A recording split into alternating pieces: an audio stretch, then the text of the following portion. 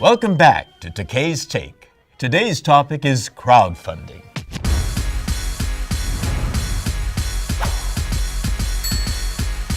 Crowdfunding sounds like a bad pyramid scheme, but it's actually the term for raising money by collecting small contributions from a large group of people. Open up your hearts and give these boys some Benjamins. Seriously, give us your money. This phenomenon has been made possible by sites like Kickstarter, IndieGoGo, Crowdfunding, Rocket Hub, and AngelList. Every day, people are raising the money they need to make their creative dreams come true. Hello. Hi. Hello. Hi. What's up, people? How does it work? Let's use Kickstarter as an example. Set a fundraising goal amount for your project, from a few $100s to a few $100,000. You need to raise every dollar of that goal in order to make the money. The last piece of the puzzle is going to be you. We cannot do this without you. If you back this Kickstarter project, you will be cool and everybody will like you. So let's do this thing. If you fall short, you get nothing. But let's say your project does raise its funding goal. In that scenario, you get to keep all the money after Kickstarter takes their 5% fee for facilitating and PayPal takes their 3% for processing credit cards. £1,000. Crowdfunding sites enable fundraisers to offer perks. Oh my God, perks! The higher the donation amount, the cooler the reward. A company called Pebble asked for $100,000 to build their smartphone-enabled timepieces. Thousands of people pledged over $100 each. In the end, Pebble raised over $10 million. As much as I love supporting campaigns, I also love running them. My life's mission has been to raise awareness about the internment of Japanese Americans during World War II. I helped create a musical about the experience titled Allegiance. We turned to IndieGoGo for enhancement funding. We set our goal at $50,000. I impulsively offered to do a happy dance if it were to hit $100,000. Are you ready for this? And I'm happy to say I danced. At the end of the campaign, we had raised $158,000. We staged a magnificent production, and our show is now bound for Broadway. To dive deeper into the subject, we invited YouTube celeb and experienced crowdfunder Hart.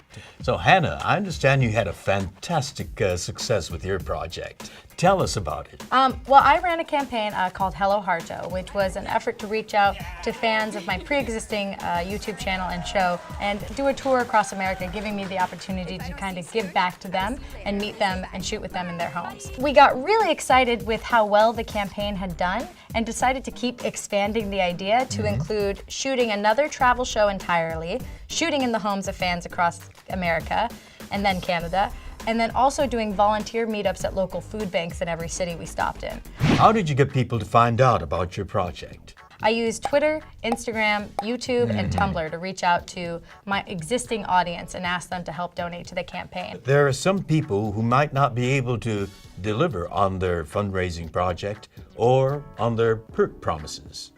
How do you deal with that? Create an Excel sheet wherein you determine just how much fulfilling your perks will actually cost. We found a good chunk of the money went to actually just repaying the gifts that you get when you ask people to donate. I think it's very important to consider the campaign that you're donating to and do a lot of research to kind of fact check and make sure that they are who they say they are or that they have a good plan for the money. What kind of advice would you give to potential crowdfunders?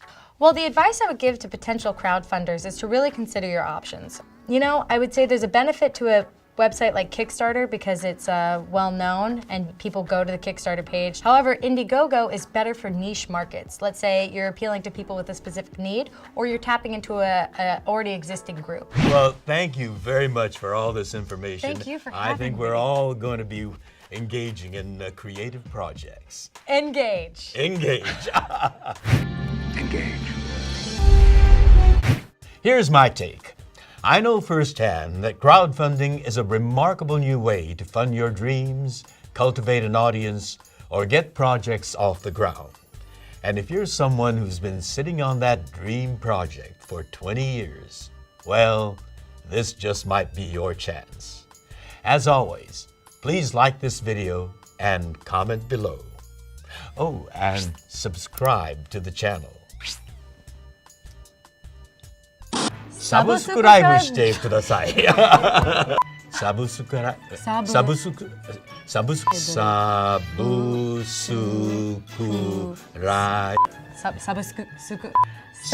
ライブしてください。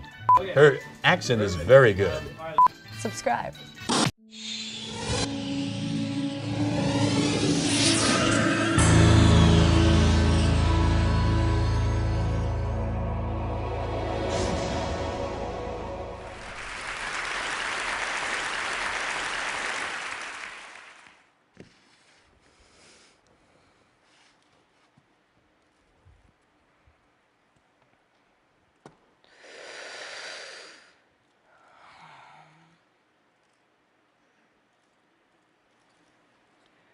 So I didn't always make my living from music. For about the 5 years after graduating from an upstanding liberal arts university, this was my day job. I was a self-employed living statue called the 8-Foot Bride, and I love telling people I did this for a job because everybody always wants to know who are these freaks in real life. Hello. I painted myself white one day, stood on a box, put a hat or a can at my feet, and when someone came by and dropped in money, I handed them a flower and some intense eye contact. And if they didn't take the flower, I threw in a gesture of sadness and longing as they walked away.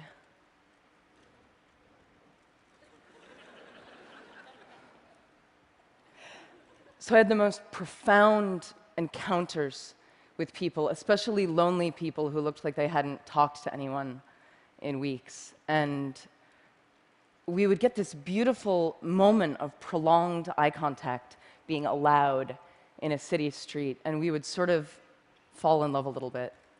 And my eyes would say, "Thank you, I see you." And their eyes would say, "Nobody ever sees me. Thank you." And I would get harassed. Sometimes people would yell at me from their passing cars, "Get a job!" And I'd be like, "This is my job." But it hurt because it made me fear that I was somehow doing something unjob-like and unfair, shameful. I had no idea how perfect a real education I was getting for the music business on this box. And for the economists out there, you may be interested to know I actually made a pretty predictable income, which was shocking to me given I had no regular customers, but pretty much $60 on a Tuesday, $90 on a Friday. It was consistent. And meanwhile, I was touring locally and playing in nightclubs with my band, the Dresden Dolls. This was me on piano, a genius drummer. I wrote the songs. And eventually, we started making enough money that I could quit being a statue. And as we started touring, I really didn't want to lose this sense of direct connection with people because I loved it. So after all of our shows, we would sign autographs and hug fans and hang out and talk to people. And we made an art out of asking people to help us and join us. And I would track down local musicians and artists, and they would set up outside of our shows, and they would pass the hat, and then they would come in and join us on stage. So we had this rotating smorgasbord of weird, random circus guests. And then Twitter came along and made things even more magic because I could ask instantly for anything, anywhere. So I would need a piano to practice on, and an hour later, I would be at a fan's house. This is in London. People would bring home-cooked food to us all over the world backstage and feed us and eat with us. This is in Seattle. Fans who worked in museums and stores and any kind of public space would wave their hands if I would decide to do a last-minute spontaneous free gig. This is a library in Auckland. On Saturday, I tweeted for this crate and hat because I did not want to schlep them from the East Coast, and they showed up care of this dude, Chris from Newport Beach, who says hello. I once tweeted, "Where in Melbourne can I buy a neti pot?" And a nurse from a hospital drove one right at that moment to the cafe I was in, and I bought her a smoothie, and we sat there talking about nursing and death. And I love this kind of random closeness, which is lucky because I do a lot of couch surfing. In mansions where everyone on my crew gets their own room, but there's no wireless, and in punk squats, everyone on the floor in one room with no toilets, but with wireless, clearly making it the better option. My crew once pulled our van up to a really poor Miami neighborhood, and we found out that our couch surfing host for the night was an 18-year-old girl still living at home, and her family were all undocumented immigrants from Honduras. And that night, her whole family took the couches, and she slept together with her mom so that we could take their beds. And I lay there thinking, these people have so little. Is this fair? And in the morning, her mom taught us how to try to make tortillas and wanted to give me a Bible. And she took me aside and she said to me in her broken English, "Your music has helped my daughter so much. Thank you for staying here. We're all so grateful." And I thought, this is fair. This is this.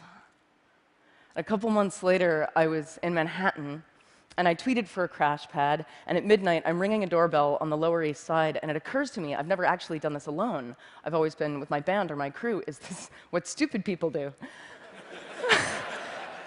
Is this how stupid people die?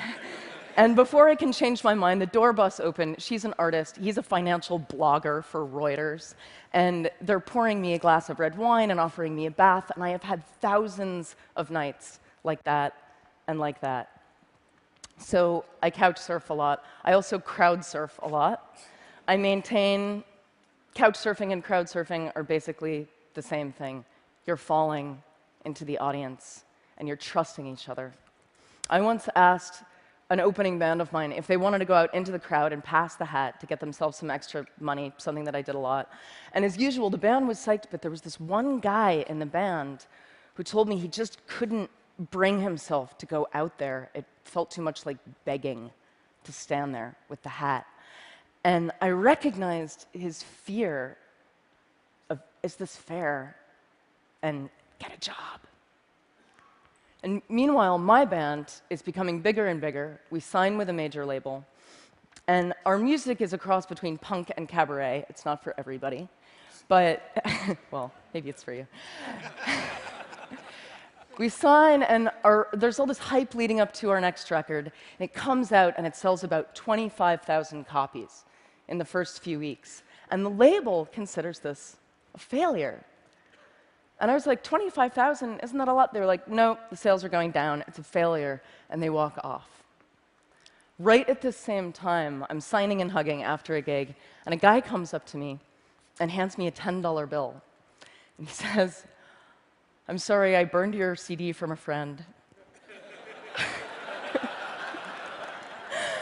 But I read your blog. I know you hate your label. I just want you to have this money. And this starts happening all the time. I become the hat after my own gigs, but I have to physically stand there and take the help from people.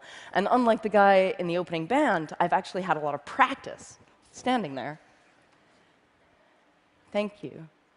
And this is the moment I decide I'm just going to give away my music for free online whenever possible. So it's like Metallica over here, Napster, bad, Amanda Palmer over here. And I'm going to encourage torrenting, downloading, sharing, but I'm going to ask for help because I saw it work on the street.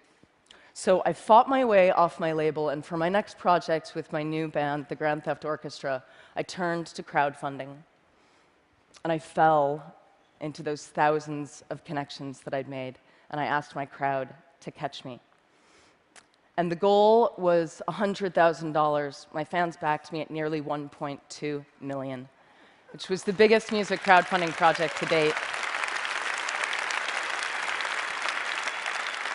And you can see how many people it is. It's about 25,000 people.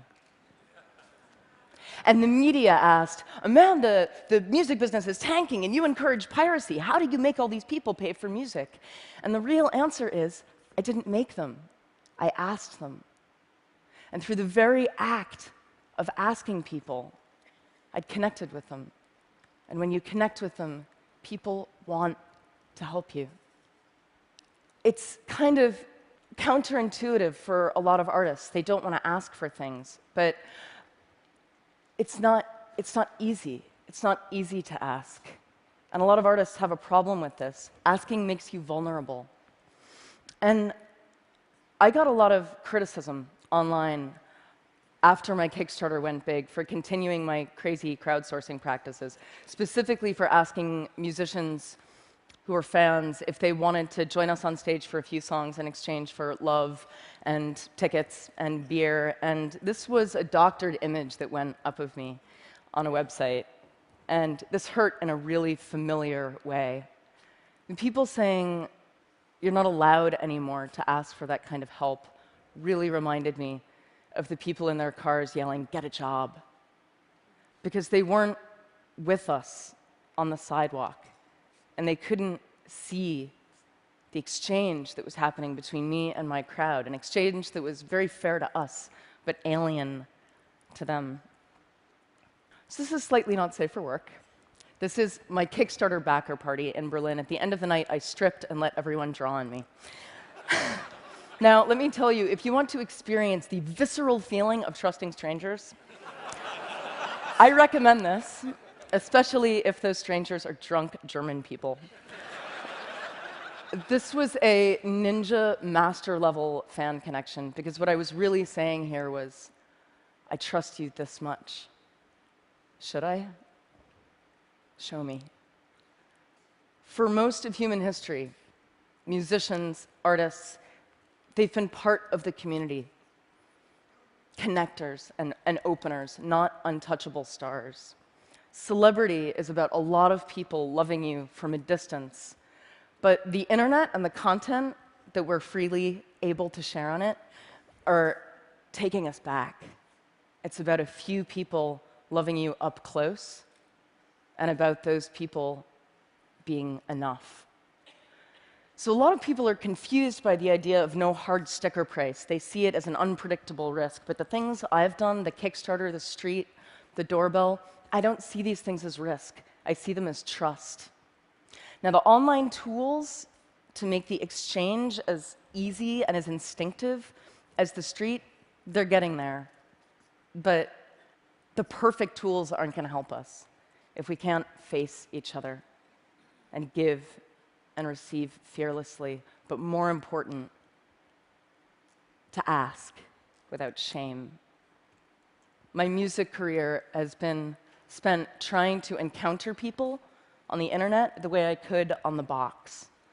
So blogging and tweeting, not just about my tour dates and my new video, but about our work and our art and our fears and our hangovers, our mistakes. And we see each other. And I think when we really see each other, we want to help each other. I think people have been obsessed with the wrong question, which is how do we make people pay for music? What if we started asking, how do we let people pay for music? Thank you.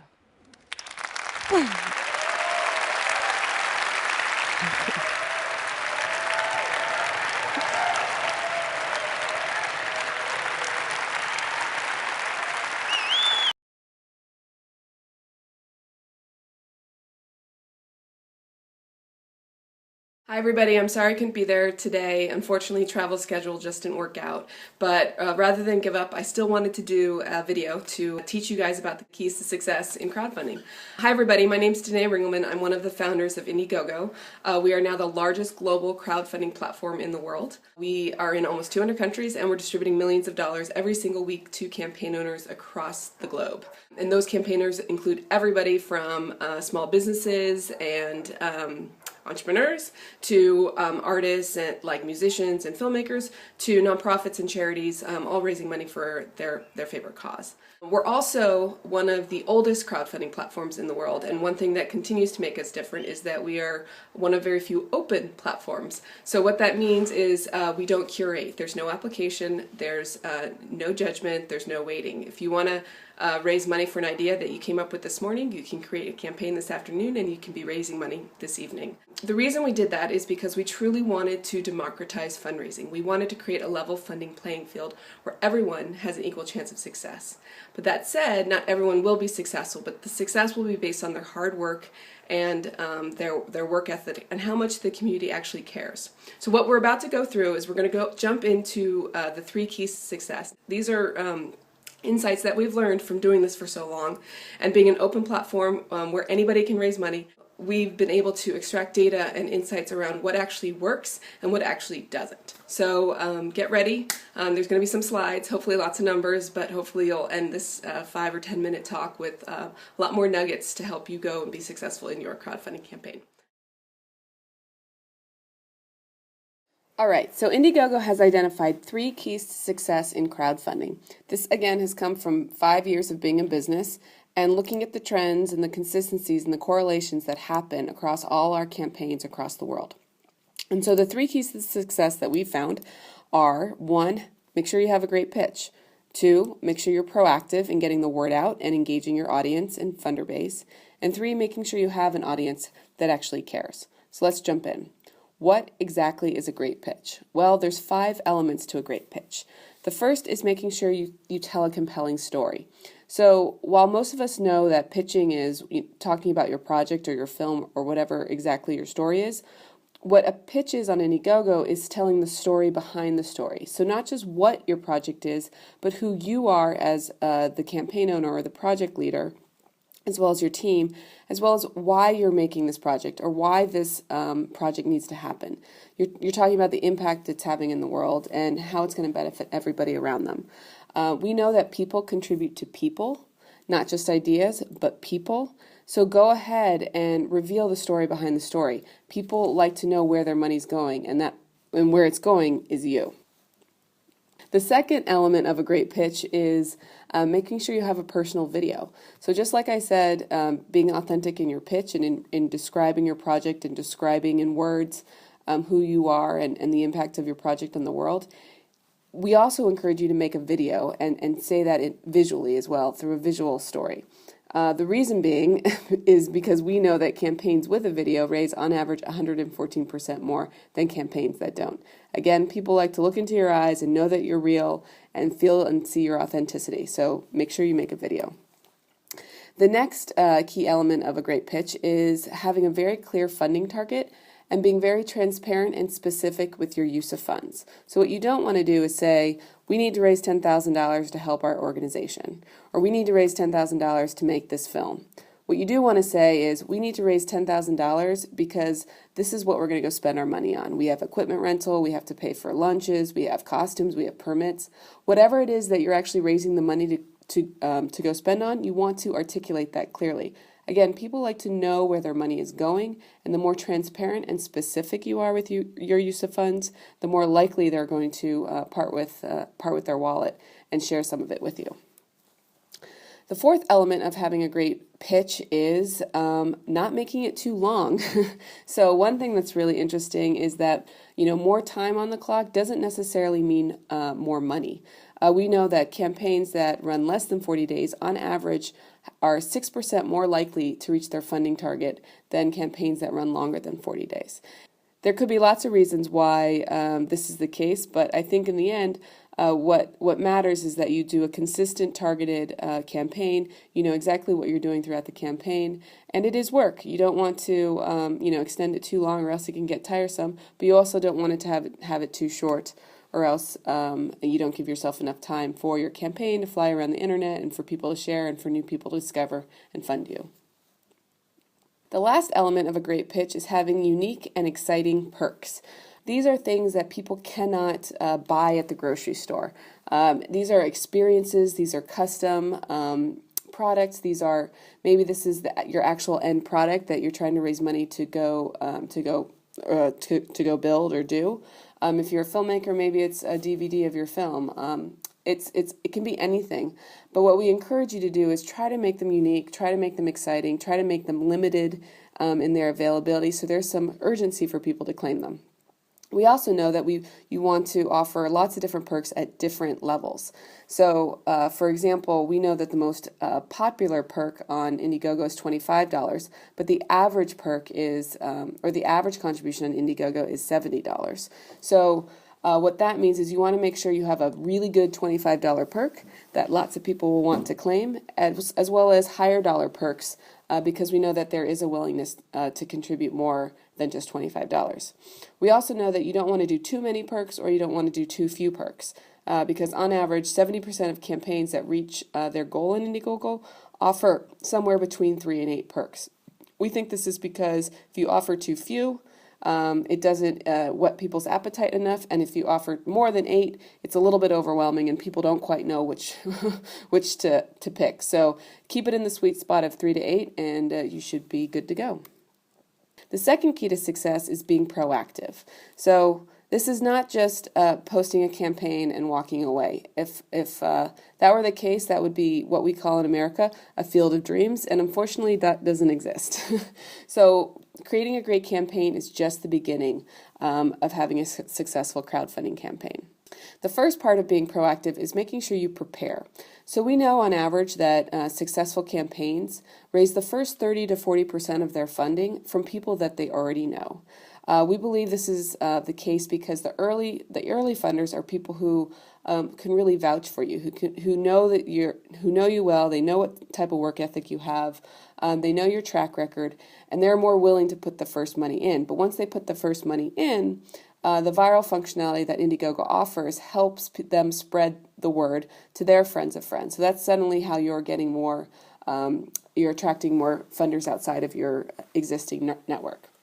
So you definitely want to fuel your campaign with people you know, whether that's using email or Facebook or Twitter, etc. But you also want to be prepared to help push the campaign outside of your network, your first level network or second level or even third level.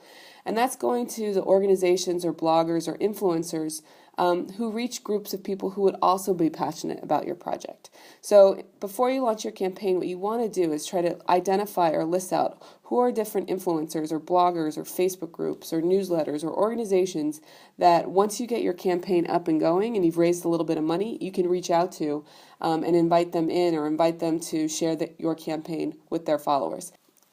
The second key to being proactive is make sure you keep your current funders updated. So IndieGoGo provides very specific functionality around this.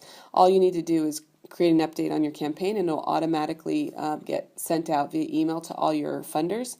But you want to use this functionality, whether it's updating people on the progress of your campaign or maybe the progress of your project, or maybe just a fun story between you and a funder or you and somebody on your team, to continue to keep the conversation going and keep dialogue going between you and your funders.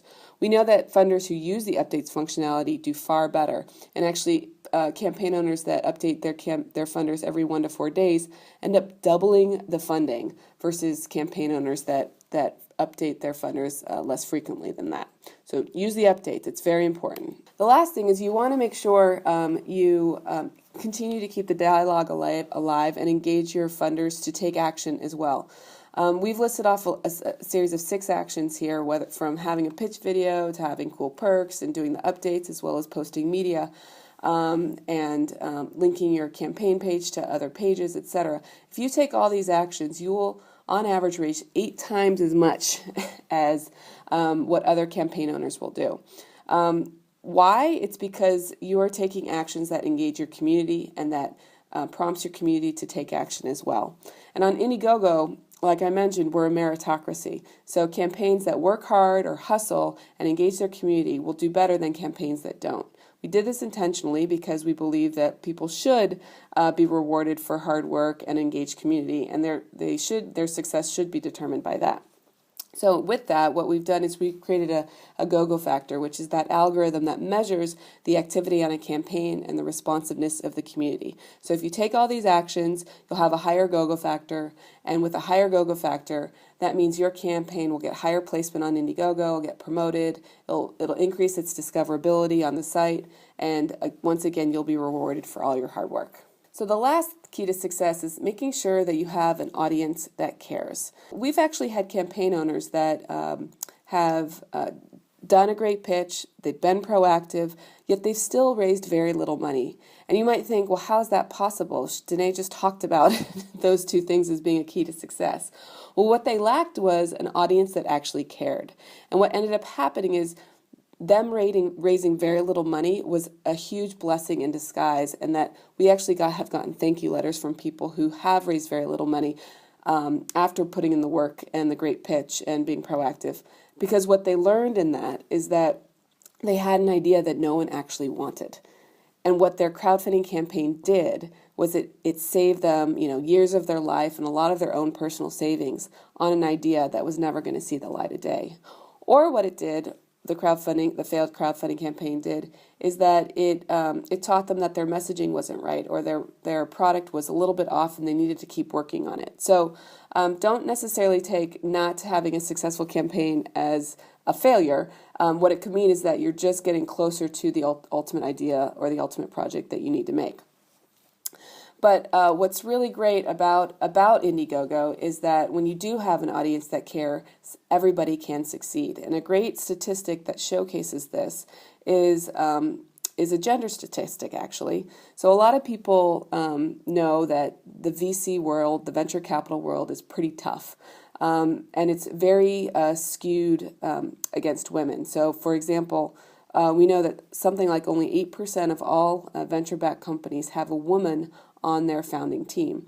However, we know in the U.S. at least, 42% of all businesses are run by women or led by women.